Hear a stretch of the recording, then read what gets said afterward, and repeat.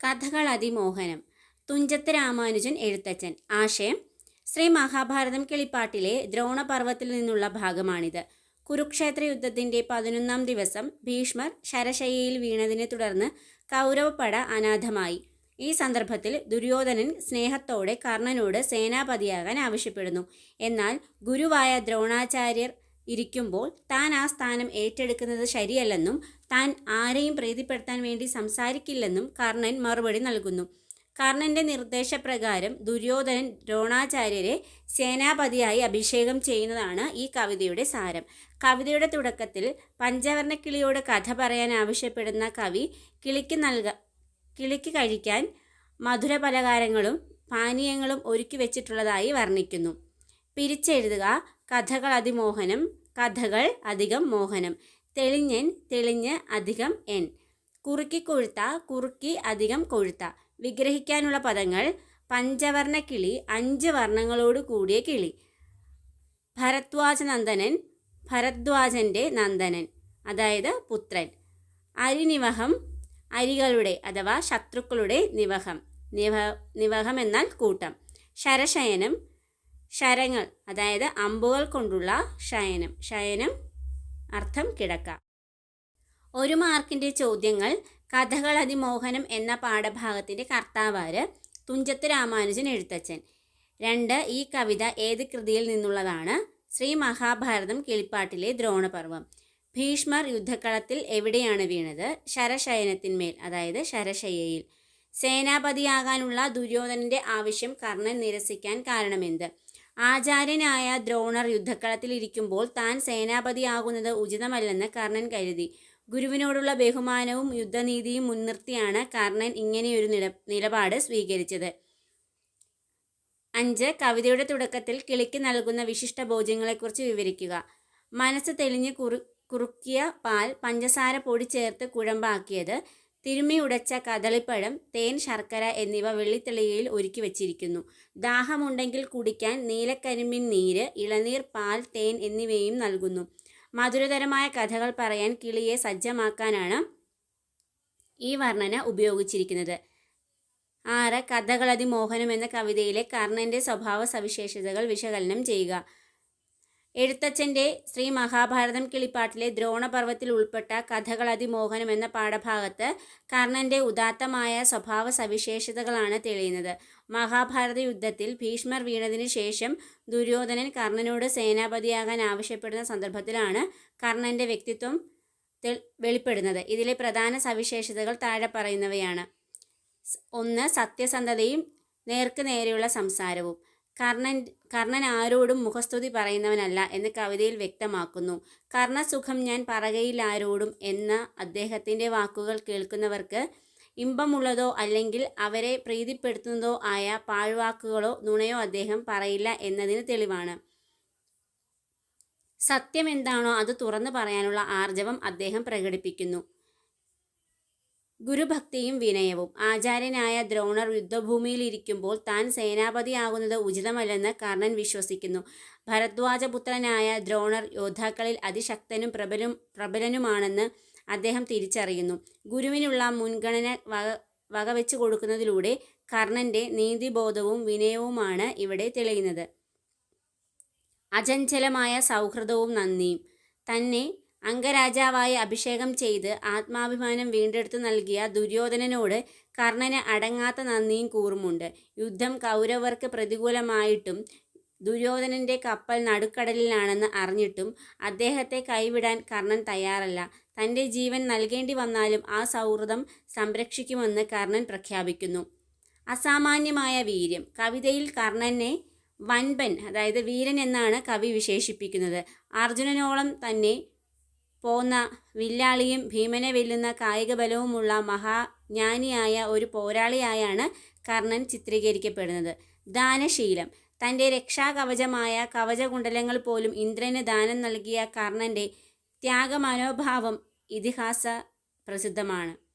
ചുരുക്കത്തിൽ അധികാരത്തിനോ സ്ഥാനമാനങ്ങൾക്കോ വേണ്ടി ആദർശം ബലി കഴിക്കാത്ത, ആത്മബലി നൽകാൻ തയ്യാറുള്ള ഒരു ഉദാത്ത കഥാപാത്രമായാണ് കർണൻ ഈ ഭാഗത്ത് പ്രത്യക്ഷപ്പെടുന്നത്.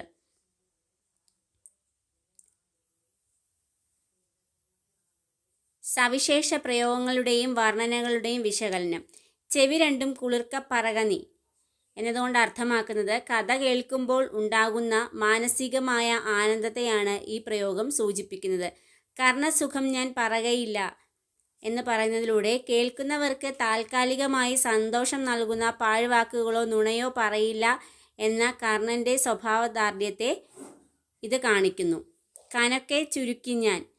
വിപുലമായ ഭാരതകഥയെ അതിലെ ഭാവതീവ്രത ചോർന്നു പോകാതെ സംഗ്രഹിച്ച് അവതരിപ്പിക്കാനുള്ള എഴുത്തച്ഛൻ്റെ വിവർത്തന മികവിനെ ഇത് സൂചിപ്പിക്കുന്നു. അലങ്കാര പ്രയോഗങ്ങളുടെ സൗന്ദര്യം. ഈ കവിതയിൽ രൂപകാലങ്കാരം മനോഹരമായി ഉപയോഗിച്ചിരിക്കുന്നു. കിളിക്ക് നൽകുന്ന മധുര പലകാരങ്ങൾ യഥാർത്ഥത്തിൽ മലയാള ഭാഷയുടെ മാധുര്യത്തെയാണ് പ്രതിനിധാനം ചെയ്യുന്നത്.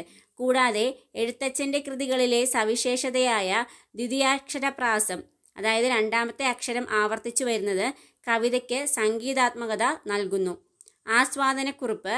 മലയാള ഭാഷയുടെ പിതാവായ തുഞ്ചത്ത് രാമാനുജൻ എഴുത്തച്ഛൻ രചിച്ച ശ്രീ മഹാഭാരതം കിളിപ്പാട്ടിലെ ദ്രോണപർവത്തിൽ നിന്നുള്ളതാണ് കഥകൾ അതിമോഹനം എന്ന പാഠഭാഗം.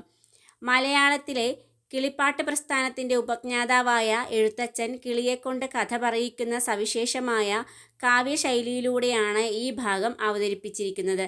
പശ്ചാത്തലവും സന്ദർഭവും. കുരുക്ഷേത്ര യുദ്ധത്തിൻ്റെ 10-ാം ദിവസം കൗരവ സൈന്യത്തിൻ്റെ സർവ്വസൈന്യാധിപനായിരുന്ന ഭീഷ്മർ ശരശയ്യയിൽ വീണതിനെ തുടർന്നുള്ള സന്ദർഭമാണിത്.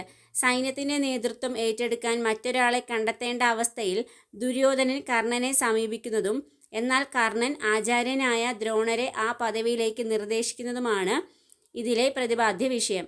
മാതൃഭാഷയുടെ മാധുര്യം. കവിതയുടെ തുടക്കത്തിൽ കവി പഞ്ചവർണ്ണ കിളിയെ കഥ പറയാൻ ക്ഷണിക്കുന്നു.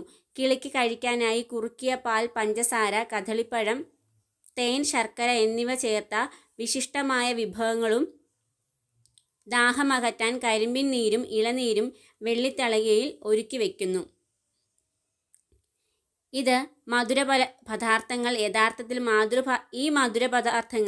യഥാർത്ഥത്തിൽ മാതൃഭാഷയായ മലയാളത്തിൻ്റെ മാധുര്യത്തെയാണ് സൂചിപ്പിക്കുന്നത്. ഇത്രയും മധുരമുള്ള വിഭവങ്ങൾ കഴിച്ച് മധുരതരമായ ഭാഷയിൽ കഥ പറയണം എന്നാണ് കവി ആവശ്യപ്പെടുന്നത്. കഥാപാത്രങ്ങളുടെ വ്യക്തിത്വം. ഈ ഭാഗം കർണൻ്റെ വ്യക്തിത്വത്തെ വളരെ മനോഹരമായി ആവിഷ്കരിക്കുന്നു. ദുര്യോധനൻ സേനാപതിയാകാൻ ആവശ്യപ്പെടുമ്പോൾ ആചാര്യനായ ദ്രോണർ ഇരിക്കെ താൻ ആ പദവി ഏറ്റെടുക്കുന്നത് ഉചിതമല്ലെന്ന് കർണൻ വിനയപൂർവ്വം വ്യക്തമാക്കുന്നു. മറ്റുള്ളവരെ പ്രീതിപ്പെടുത്താൻ വേണ്ടി നുണയോ പാഴ്വാക്കുകളോ പറയുന്നവനല്ല താനെന്ന് കർണസുഖം ഞാൻ പറകയില്ല ആരോടും എന്ന വരിയിലൂടെ കർണൻ സ്ഥാപിക്കുന്നു. യുദ്ധക്കളത്തിൽ പ്രബലനായ ദ്രോണരെ സൈന്യാധിപനാക്കാനുള്ള കർണൻ്റെ നിർദ്ദേശം അദ്ദേഹത്തിൻ്റെ നീതിബോധത്തെയും ആദർശനിഷ്ഠയെയും കാണിക്കുന്നു. കാവ്യശൈലിയും ഭാഷാപരമായ സവിശേഷതകളും. കിളിപ്പാട്ട് പ്രസ്ഥാനം. കിളിയെക്കൊണ്ട് കഥ പറയിക്കുന്നതിലൂടെ അറം പറ്റുക എന്ന ഭയത്തിൽ നിന്ന് കവി മുക്തനാവുകയും കാവ്യത്തിന് ഒരു ശ്രേഷ്ഠത കൈവരികയും ചെയ്യുന്നു. ലാളിത്യം. സംസ്കൃതത്തിൻ്റെ അതിപ്രസരത്തിൽ നിന്ന് മാറി സാധാരണക്കാർക്ക് മനസ്സിലാകുന്ന ലളിതമായ ശൈലിയാണ് എഴുത്തച്ഛൻ സ്വീകരിച്ചിരിക്കുന്നത്. വർണ്ണനാ പാടവം. യുദ്ധത്തിൻ്റെ ഭീകരതയെയും കർണൻ്റെയും ദ്രോണരുടെയും വീര്യത്തെയും കുറഞ്ഞ വരികളിൽ കനക്കെ ചുരുക്കി അവതരിപ്പിക്കാൻ കവിക്ക് കഴിഞ്ഞിട്ടുണ്ട്. മഹാഭാരതത്തിലെ ഒരു നിർണായക മുഹൂർത്തത്തെ ഭക്തിയും നർമ്മബോധവും ചാലിച്ച് അവതരിപ്പിക്കുകയാണ് ഈ കവിതയിൽ. കർണൻ്റെ ആദർശധീരതയും എഴുത്തച്ഛൻ്റെ ഭാഷാമാധുര്യവുമാണ് ഈ കാവ്യഭാഗത്തെ അതിമോഹനം അഥവാ അതിമനോഹരമാക്കുന്നത്. സ്വാതന്ത്ര്യത്തിൻ്റെ ചിറകുകൾ. ഉണ്ണായി വാര്യർ. ആശയം. നിഷധരാജാവായ നളൻ തൻ്റെ ഉദ്യാനത്തിൽ വിഹരിക്കവേ അതീവ സുന്ദരനായ ഒരു സ്വർണ്ണ അരയന്നത്തെ പിടികൂടുന്നു. പിടിയിലായ ഹംസം മരണഭയത്താൽ വിലപിക്കുകയും തൻ്റെ വിയോഗം കുടുംബത്തെ എങ്ങനെയെല്ലാം ബാധിക്കുമെന്ന് വിവരിക്കുകയും ചെയ്യുന്നു. തൻ്റെ ശരീര സൗന്ദര്യം, അതായത് സ്വർണ്ണച്ചിറകുകൾ തനിക്ക് ഗുണത്തെക്കാളേറെ ദോഷമായി ഭവിച്ചു എന്ന് ഹംസം തിരിച്ചറിയുന്നു. എന്നാൽ ഹംസത്തെ ഉപദ്രവിക്കാനല്ല മറിച്ച് സ്നേഹത്തോടെ ഇണക്കാനാണ് താൻ ശ്രമിച്ചതെന്ന് വ്യക്തമാക്കുന്ന നളൻ അതിനെ സ്വാതന്ത്ര്യത്തിലേക്ക് തുറന്നുവിടുന്നു. ഏതൊരു ജീവിക്കും സ്വാതന്ത്ര്യം എത്രമാത്രം അമൂല്യമാണെന്ന വലിയ സത്യമാണ് ഈ പാഠഭാഗം നൽകുന്നത്. വിഗ്രഹിക്കുക. സ്വർണശോഭ, സ്വർണത്തിൻ്റെ ശോഭ. രാജേന്ദ്രൻ, രാജാക്കന്മാരിൽ ഇന്ദ്രൻ. വിരസഭാവം, വിരസമായ ഭാവം. പക്ഷി ശ്രേഷ്ഠൻ, പക്ഷികളിൽ ശ്രേഷ്ഠൻ. ഹംസത്തിന്റെ വിലാപത്തിന് കാരണമായ സാഹചര്യം എന്ത്? നിഷധരാജാവായ നളൻ തന്റെ ഉദ്യാനത്തിൽ ഉലാത്തുമ്പോൾ അവിടെ ഉറങ്ങിക്കിടന്നിരുന്ന അമൂല്യമായ സ്വർണശോഭയുള്ള ഹംസത്തെ ശബ്ദമുണ്ടാക്കാതെ അടുത്തു ചെന്ന് പിടികൂടുന്നു. ഹംസത്തെ ഉപദ്രവിക്കാനല്ല, മറിച്ച് സ്നേഹത്തോടെ ഇണക്കിയെടുക്കാൻ വേണ്ടിയാണ് നളൻ അതിനെ പിടിച്ചത്.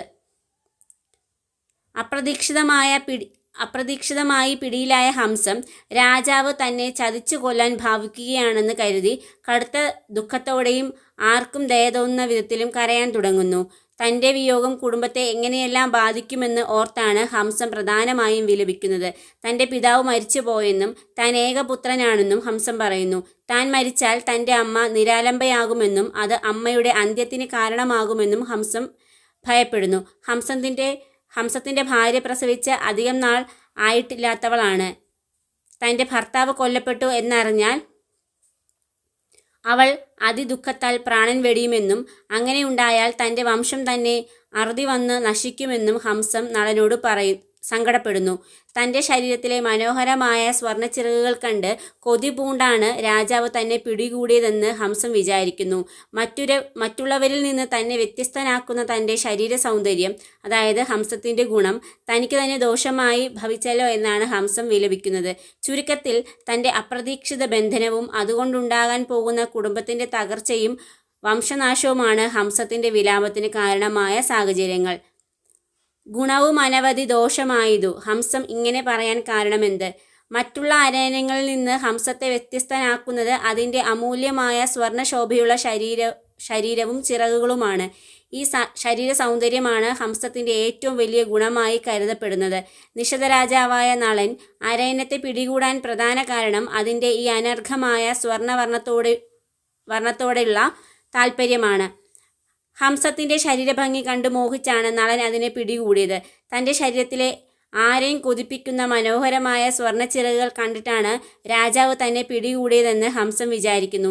തൻ്റെ അമൂല്യമായ ചിറകുകൾ ലഭിച്ചാൽ രാജാവ് ധനികനാകുമെന്ന് കരുതിയാവാം തന്നെ പിടിച്ചതെന്ന് ഹംസം സങ്കടപ്പെടുന്നു. ഏതൊരു ജീവിക്കും ഗുണമായി ഭവിക്കേണ്ട സൗന്ദര്യം ഇവിടെ ഹംസത്തിന് ബന്ധനത്തിനും മരണഭയത്തിനും കാരണമായി തീരുന്നു. തൻ്റെ നാശത്തിന് കാരണമായത് തൻ്റെ തന്നെ ശരീരഭംഗിയായതിനാൽ തനിക്ക് ലഭിച്ച വലിയൊരു ഗുണം, അതായത് സൗന്ദര്യം, ഇപ്പോൾ വലിയൊരു ദോഷമായി പരിണമിച്ചു എന്നാണ് ഹംസം ഇതിലൂടെ അർത്ഥമാക്കുന്നത്. ചുരുക്കത്തിൽ ഹംസത്തെ മറ്റുള്ളവരിൽ നിന്ന് ശ്രേഷ്ഠനാക്കുന്ന അതിൻ്റെ സ്വർണ്ണച്ചിറകുകൾ തന്നെ അതിൻ്റെ ബന്ധനത്തിന് കാരണമായതിനാലാണ് ഗുണവും അനവധി ദോഷമായത് എന്ന് ഹംസം വിലപിക്കുന്നത്. നളൻ എന്ന കഥാപാത്രത്തിൻ്റെ സ്വഭാവ സവിശേഷതകൾ പാഠഭാഗത്തെ അടിസ്ഥാനമാക്കി വിശകലനം ചെയ്യുക. ഉണ്ണായി വാര്യരുടെ നളചരിതം ആട്ടക്കഥയിലെ നളൻ എന്ന കഥാപാത്രം ഉദാത്തമായ മാനുഷിക മൂല്യങ്ങൾ വെച്ചു പുലർത്തുന്ന ഒന്നാണ്. പാഠഭാഗത്തെ അടിസ്ഥാനമാക്കി അദ്ദേഹത്തിൻ്റെ സ്വഭാവ സവിശേഷതകൾ താഴെ പറയുന്നവയാണ്. 1. സൗന്ദര്യ ആരാധകൻ. പ്രകൃതിയിലെ ഭംഗിയുള്ള വസ്തുക്കളോട് അതീവ താല്പര്യം പ്രകടിപ്പിക്കുന്ന വ്യക്തിയാണ് നളൻ. ഉദ്യാനത്തിൽ വിഹരിക്കവേ അതീവ സുന്ദരമായ അമൂല്യമായ സ്വർണ്ണശോഭയുള്ള അരയന്നത്തെ കണ്ടപ്പോൾ അതിൽ ആകൃഷ്ടനായാണ് അദ്ദേഹം അതിനെ പിടികൂടുന്നത്. 2. സ്നേഹനിധി. അരയന്നത്തെ ഉപദ്രവിക്കാനോ കൊല്ലാനോ ഉള്ള ഉദ്ദേശം നളനില്ലായിരുന്നു. അതിനെ സ്നേഹത്തോടെയും ഇഷ്ടത്തോടെയും ഇണക്കിയെടുക്കുക എന്ന ലക്ഷ്യത്തോടെയാണ് അദ്ദേഹം അതിനെ പിടിച്ചത്. 3. കാരുണ്യവാനും വിവേകിയും. പിടിക്കപ്പെട്ട ഹംസം തൻ്റെ കുടുംബത്തിൻ്റെ നിസ്സഹായാവസ്ഥ വിവരിച്ച് അതികരുണം വിലപിക്കുന്നത് കേട്ടപ്പോൾ നളൻ്റെ ഉള്ളിലെ കാരുണ്യം ഉണരുന്നു. ഹംസത്തിൻ്റെ സങ്കടം മാറ്റാൻ വേണ്ടി അരിക ഹംസമേ അരുത് പരിദേവിതം, അല്ലയോ ഹംസമേ സങ്കടപ്പെടരുത് എന്ന് അദ്ദേഹം ആശ്വസിപ്പിക്കുന്നു. 4. സ്വാതന്ത്ര്യബോധം. മറ്റുള്ളവരുടെ ആഗ്രഹങ്ങളെയും അവകാശങ്ങളെയും മാനിക്കുന്ന സ്വഭാവമാണ് നളൻ്റേത്.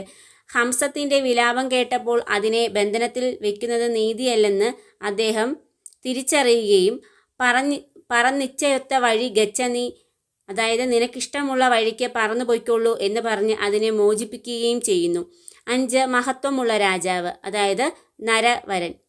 ഹംസത്തോടുള്ള പെരുമാറ്റത്തിലൂടെ അദ്ദേഹം ഒരു പക്ഷിശ്രേഷ്ഠനോട് കാണിക്കേണ്ട ബഹുമാനവും ആദരവും പ്രകടിപ്പിക്കുന്നു. ഹംസത്തെ അമരഘരവര, അതായത് ദിവ്യനായ പക്ഷിശ്രേഷ്ഠൻ, ഗുണനിധി എന്നൊക്കെ വിശേഷിപ്പിക്കുന്നത് നളൻ്റെ ഉന്നതമായ സംസ്കാരത്തെ സൂചിപ്പിക്കുന്നു. ചുരുക്കത്തിൽ തൻ്റെ സ്വാർത്ഥമായ താല്പര്യങ്ങളെക്കാൾ മറ്റൊരു ജീവിയുടെ സ്വാതന്ത്ര്യത്തിനും കുടുംബ ബന്ധങ്ങൾക്കും വില നൽകുന്ന സ്നേഹസമ്പന്നനും ദയാലുവുമായ ഒരു ഭരണാധികാരിയാണ് നളൻ. സ്വാതന്ത്ര്യത്തിൻ്റെ ചിറകുകൾ എന്ന തലക്കെട്ടിൻ്റെ ഔചിത്യം പാഠഭാഗത്തെ ആസ്പദമാക്കി വിശദമാക്കുക. ഉണ്ണായി വാര്യരുടെ നളചരിതം ആട്ടക്കഥയിലെ 1-ാം ദിവസത്തിൽ നിന്നുള്ള ഹംസവും നളനും തമ്മിലുള്ള ഹൃദയസ്പർശിയായ സംഭാഷണമാണ് ഈ പാഠഭാഗത്തിൻ്റെ ആധാരം. ഏതൊരു ജീവിക്കും സ്വാതന്ത്ര്യമെന്നത് എത്രമാത്രം അമൂല്യമാണെന്ന വലിയ സത്യമാണ് ഈ പാഠഭാഗത്തിലൂടെ വെളിപ്പെടുത്തുന്നത്. സ്വാതന്ത്ര്യത്തിൻ്റെ ചിറകുകൾ എന്ന തലക്കെട്ടിൻ്റെ ഔചിത്യം താഴെ പറയുന്ന വസ്തുതകളാൽ വ്യക്തമാക്കാം. 1. സൗന്ദര്യം ബന്ധനമാകുന്നു. സ്വർണ്ണച്ചിറകുകളുള്ള അതീവ സുന്ദരനായ അരയന്നത്തെ തൻ്റെ ഉദ്യാനത്തിൽ വെച്ച് നളൻ പിടികൂടുന്നു. തൻ്റെ ശരീരത്തിൻ്റെ ഭംഗിയും തിളക്കമുള്ള ചിറകുകളും തൻ്റെ ബന്ധനത്തിന് കാരണമായെന്നും അത് തനിക്ക് ദോഷമായി ഭവിച്ചെന്നും ഹംസം തിരിച്ചറിയുന്നു. തൻ്റെ ചിറകുകളുടെ സ്വർണ്ണ നിറത്തേക്കാൾ അത് വിലമതിക്കുന്നത് സ്വതന്ത്രമായി പറക്കാനുള്ള അവകാശത്തെയാണ്. 2. സ്വാതന്ത്ര്യത്തിനായുള്ള വിലാപം. പിടിയിലായ ഹംസം തൻ്റെ വിയോഗം കുടുംബത്തെ എങ്ങനെയെല്ലാം ബാധിക്കുമെന്നും തൻ്റെ വംശം തന്നെ അറ്റുപോകാമെന്നും ഭയന്ന് അതികരുണം വിലപിക്കുന്നു. ആഗ്രഹപ്രകാരം സഞ്ചരിക്കാൻ സാധിക്കാതെ വരുമ്പോൾ ചിറകുകൾ വെറും ഭാരമായി മാറുന്നു. 3. നളൻ്റെ കാരുണ്യം. ഹംസത്തെ ഉപദ്രവിക്കാനല്ല മറിച്ച് സ്നേഹത്തോടെയും ഇഷ്ടത്തോടെയും ഇണക്കിയെടുക്കാനാണ് നളൻ ശ്രമിച്ചത്.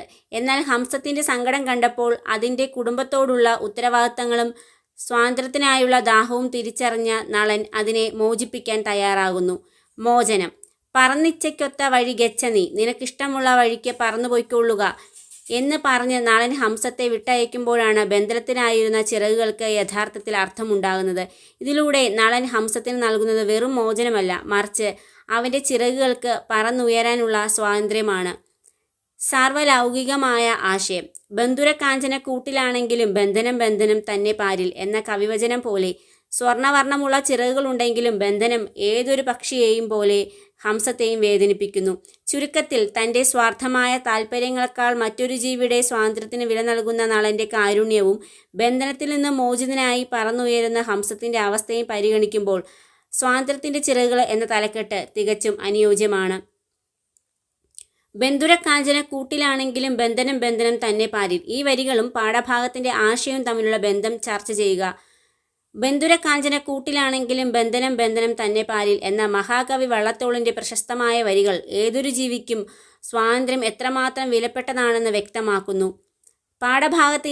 പാഠഭാഗത്തിലെ അരയന്നത്തിന് അമൂല്യമായ സ്വർണ്ണശോഭയുള്ള ശരീരവും ചിറകുകളുമുണ്ട്. ഈ സൗന്ദര്യമാണ് നളനെ അതിലേക്ക് ആകർഷിപ്പിക്കുന്നതും അതിനെ പിടികൂടാൻ പ്രേരിപ്പിക്കുന്നതും. വള്ളത്തോളിൻ്റെ വരികളിലെ കാഞ്ചനക്കൂട്, അതായത് സ്വർണ്ണക്കൂട് പോലെ ഹംസത്തിൻ്റെ സ്വർണ്ണച്ചിറകുകളും ഇവിടെ അതിന് ബന്ധനമായി മാറുന്നു.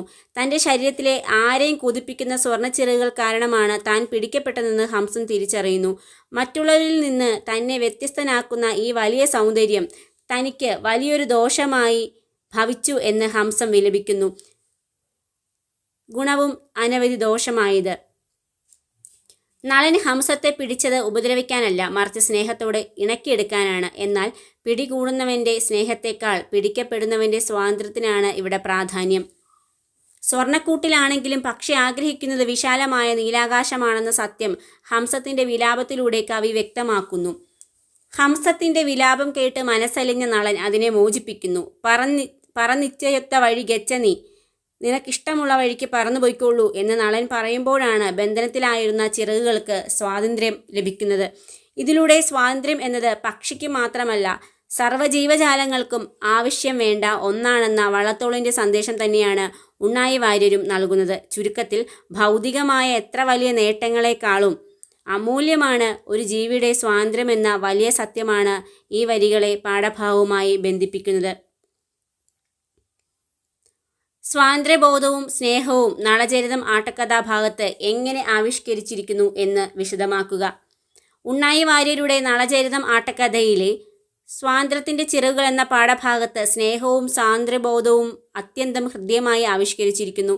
നളനും ഹംസവും തമ്മിലുള്ള സംവാദത്തിലൂടെയാണ് ഈ രണ്ട് ഭാവങ്ങളും കവി വരച്ചു കാട്ടുന്നത്. സ്നേഹത്തിൻ്റെ ആവിഷ്കാരം. നിഷധരാജാവായ നളൻ ഉദ്യാനത്തിൽ വിഹരിക്കവേ അതീവ സുന്ദരനായ ഹംസത്തെ പിടികൂടുന്നത് അതിനെ ദ്രോഹിക്കാനോ കൊല്ലാനോ ഉള്ള ഉദ്ദേശത്തോടെയല്ല. അതിനോടുള്ള സ്നേഹവും ഇഷ്ടവും കാരണമാണ് നളൻ ആ അരയന്നത്തെ പിടികൂടുന്നത്.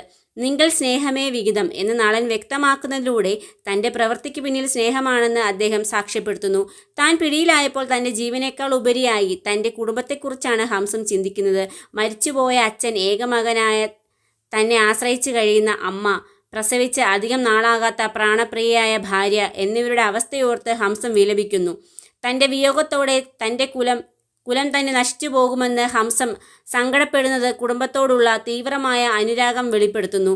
സ്വാതന്ത്ര്യബോധത്തിൻ്റെ ആവിഷ്കാരം. സ്വതന്ത്രമായി പറന്നു നടക്കേണ്ട പക്ഷി രാജാവിൻ്റെ കയ്യിൽ അകപ്പെട്ടപ്പോൾ അനുഭവിക്കുന്ന കടുത്ത ദുഃഖം സ്വാതന്ത്ര്യത്തിനായുള്ള ദാഹത്തെ സൂചിപ്പിക്കുന്നു. തൻ്റെ ശരീര സൗന്ദര്യം തനിക്ക് സ്വാതന്ത്ര്യം നഷ്ടപ്പെടുത്തുന്ന ഒരു ദോഷമായി മാറിയെന്ന് ഹംസം തിരിച്ചറിയുന്നു. ഹംസത്തിൻ്റെ വിലാപം കേട്ട് മനസ്സലിഞ്ഞ നളൻ ഏതൊരു ജീവിക്കും സ്വാതന്ത്ര്യം എന്നത് എത്രമാത്രം അമൂല്യമാണെന്ന് തിരിച്ചറിയുന്നു. സ്നേഹത്തിൻ്റെ പേരിൽ ഒരാളെ ബന്ധനത്തിൽ വയ്ക്കുന്നത് ശരിയല്ലെന്ന് അദ്ദേഹം മനസ്സിലാക്കുന്നു.